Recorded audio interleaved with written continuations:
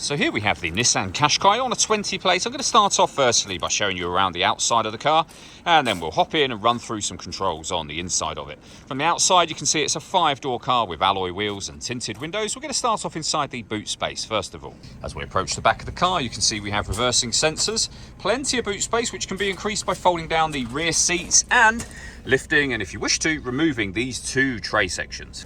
Okay, so we're just going to work our way back around to the front of the car, and then we'll hop in, and as I mentioned, we'll run through some of the controls from there.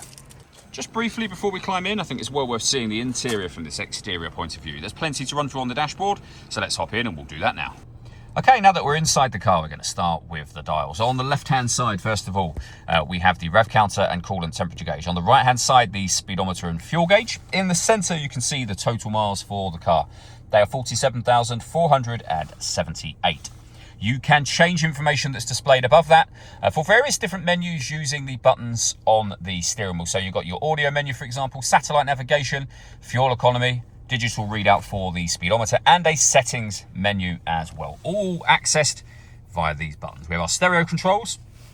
Over on the right hand side, cruise control, speed limiter and phone controls. Into the center is where, amongst other things, you will pair your phone up to the car. So your phone icon, and then follow the instructions. We have an info menu. We have the audio menu, which is likely to be the one you'd use the most, of course. AM, FM and DAB radio, CD player, USB input, Bluetooth audio so you can stream your music wirelessly as well as making and receiving phone calls. We have auxiliary input, Apple CarPlay and Android Auto as well. This car's got its own inbuilt sat-nav system, and you can see it says camera just here. If I pop the vehicle into reverse, this is the car's 360 parking camera system. So reversing camera and bird's eye view on the left. If you press the camera button, you get a front-facing camera.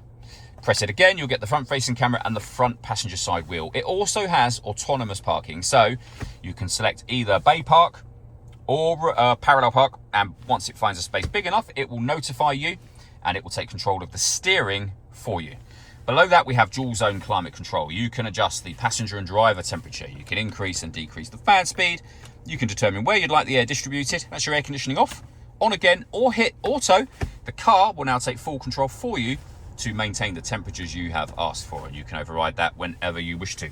We have a 12-volt charging socket, electronic handbrake with an auto hold function, the gear lever for the 6-speed manual gearbox, 2 cup holders, and then both driver and passenger heated seats with 2 different heat settings on each. Last thing I wanted to mention is the panoramic glass roof. There is a sunblind that will open all the way to the back of the rear seats. The glass section itself is fixed in place, but as you can see, it lets in a huge amount of extra light to this cabin area. All that leaves me to say is thank you for taking the time to watch this video. If you'd like to come and see the car for yourself and have a test drive, please feel free to give us a call here at Surrey Specialist Cars. We'd love to hear from you soon.